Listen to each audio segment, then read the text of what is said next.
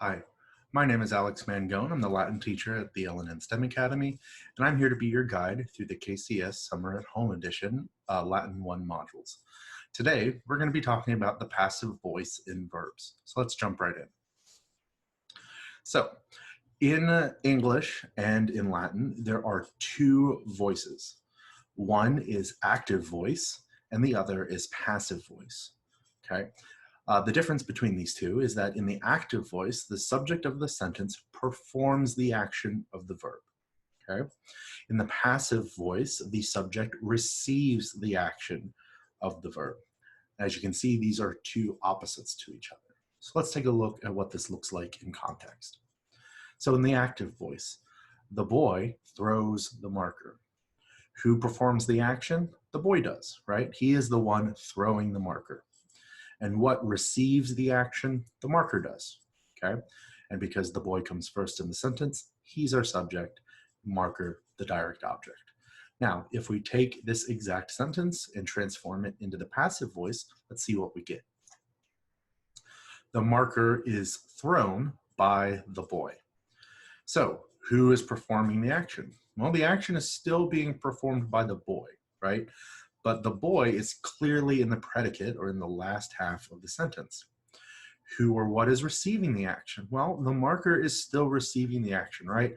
The marker is the thing being thrown, it's being flown through the air, right?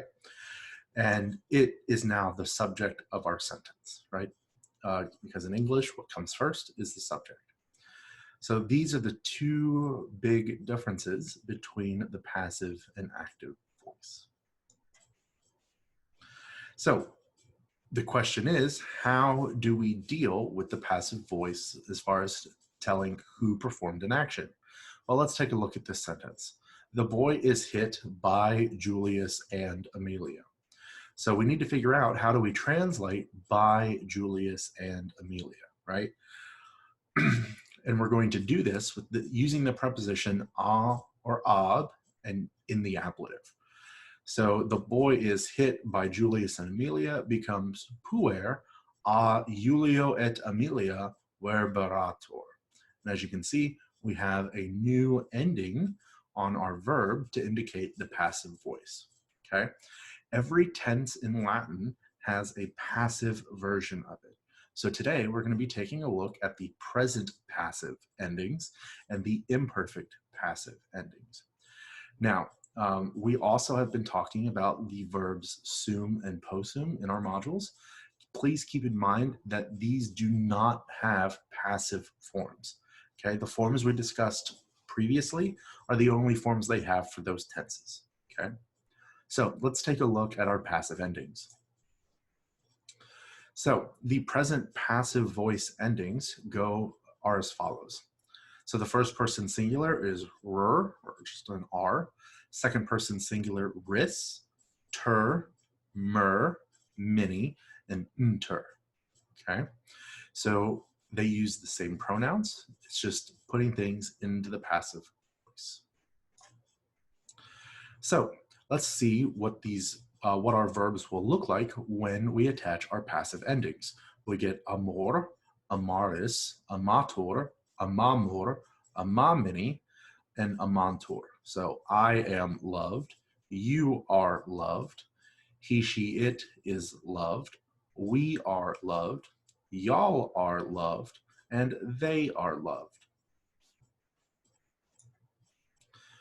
Now let's take a look at the imperfect passive endings. Just like the present ones, the imperfect versions are pretty similar to their active counterparts. So we have bar, baris, bator, bamor, bamini, and bantor. So when we attach these to our verbs, we get something like this. Amabar, I was loved. Amabaris, you were loved. Amabator, he, she, it was loved. Amabamur, we were loved. Amabamini, y'all were loved. And amabantor, they were loved. Okay? The biggest the biggest challenge with dealing with the passive voice is the formation and the new endings. Okay, so to help with this, I've included some Magistrula exercises and some Conjugamos practice to help you learn these forms. Because again, the theory of the passive voice is pretty straightforward and simple. The real effort comes in learning all of these new forms. Okay, I hope you found this video helpful, and I'll see you for the next module. Take care.